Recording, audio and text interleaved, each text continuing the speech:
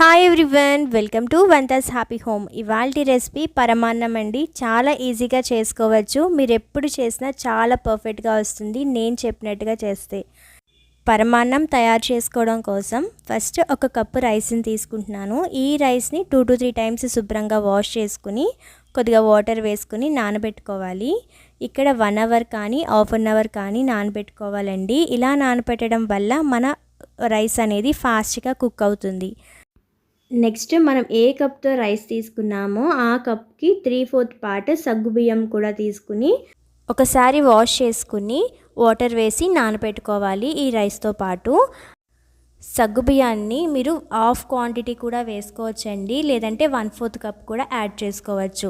Skip చేసినా సరే పర్వాలేదు. ఇలా సగ్గుబియ్యం వేయడం వల్ల టేస్ట్ బాగుంటుంది, పిల్లలు కూడా ఇష్టంగా తింటారు.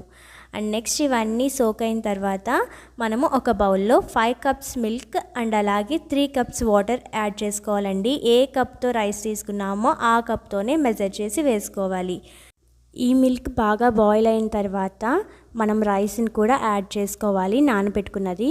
మీకు ఇన్ కేస్ టైం లేక రైస్ నానబెట్టకపోయినా పర్వాలేదు, కాకపోతే రైస్ ఉడకడానికి కొద్దిగా టైం పడుతుంది, అంతే అండి. నెక్స్ట్ రైస్ని బాగా ఉడకనివ్వాలండి.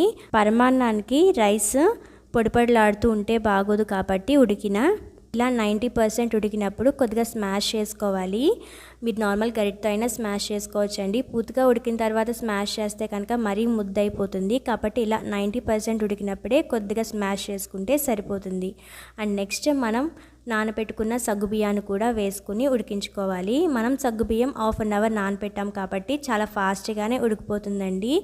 నెక్స్ట్ రైస్ సగ్గుబియ్యం రెండు బాగా ఉడికి పాలు అనేవి దగ్గరికి ఎగిరిపోతాయండి. అండ్ అలాగే సగ్గుబియ్యం కూడా ఎలా ఉడికింది తెలుస్తుందంటే, మన సగ్గుబియ్యం ఫస్ట్ వైట్ కలర్లో ఉంది కదా, ఉడికిన తర్వాత టోటల్గా ట్రాన్స్పరెంట్ అయిపోతుంది.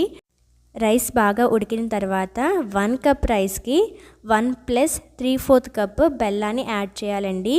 మీరు సగ్గుబియ్యాన్ని కనుక వేయకపోతే 1 + ½ కప్ వేస్తే సరిపోతుంది. అస్సలు ఎక్కువ తక్కువ అవ్వదండి, కరెక్ట్ మెజర్మెంట్. అండ్ అలాగే బెల్లాన్ని చిన్నగా తురుముకోవాలి. మీరు ఎంత చిన్నగా తురుముకుంటే అంత ఫాస్ట్గా మెల్ట్ అవ్వి పాలు అనేవి అస్సలు విరగవండి. మీరు ఎక్స్ట్రాగా బెల్లం పాకం పెట్టి లాస్ట్లో యాడ్ చేయాల్సిన అవసరమే ఉండదు, జస్ట్ చిన్నగా తురుముకుంటే సరిపోతుంది. బెల్లం మొత్తం కరిగిన తర్వాత 1/2 టీ స్పూన్ యాలకుల పొడి కూడా వేసుకుని స్టవ్ ఆఫ్ చేసేసి మిక్స్ చేసుకోండి ఒకసారి. పరమాన్నం రెడీ అయిపోయింది. పక్కన చిన్న కడాయిలో కొద్దిగా 2 టేబుల్ స్పూన్స్ నెయ్యి వేడి చేసుకుని అందులో మీకు నచ్చిన డ్రై ఫ్రూట్స్ని రోస్ట్ చేసుకోవచ్చండి. ఇక్కడ నేను జీడిపప్పు కిస్మిస్ని రోస్ట్ చేస్తున్నాను. ఇవి గోల్డెన్ కలర్ వచ్చే వరకు ఫ్రై చేసుకుని మనం రెడీ చేసిన పరమాన్నంలో వేసుకోవడమే. ఇవన్నీ బాగా కలిసేలాగా ఒకసారి మిక్స్ చేసుకోండి, అంతే అండి. చాలా ఈజీగా పరమాన్నం రెడీ చేసుకోవచ్చు. ఈ పరమాన్నాన్ని దేవునికి ప్రసాదంగానే కాకుండా పిల్లలకి స్నాక్స్ కింద కూడా చేసి పెట్టండి, హెల్తీగా. ఇందులో మనం వేసింది రైస్ సగ్గుబియ్యం బెల్లమే కదా, బయట ప్యాకెట్ ఫుడ్స్ కంటే కూడా ఇవి చాలా హెల్తీ అండి. మీ పిల్లలకి స్నాక్స్కి అప్పుడప్పుడు ఇలాంటి రెసిపీస్ కూడా చేయండి, వాళ్ళు కూడా ఎంజాయ్ చేస్తూ తింటారు. అండ్ మీ కనుక నా వీడియోస్ నచ్చితే లైక్ చేయండి, షేర్ చేయండి, సబ్స్క్రైబ్ చేసుకోండి. Thank you for watching Vantha Sagar.